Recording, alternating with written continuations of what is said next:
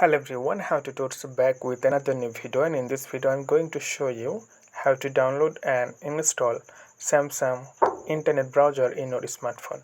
So it's really easy and short tutorial for you. Just watch the video till then, then you will learn how to do this.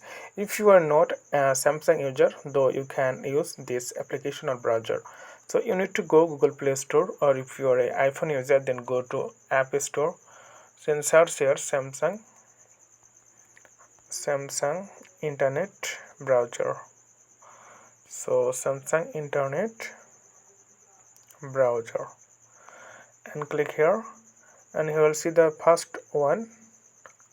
You can see 4.2 rating out of 5 and 5 million plus reviews, and 1 billion plus people already uses this app. It means they downloaded this, and it's really private optimized mobile web browser for Samsung, but you can still use any device.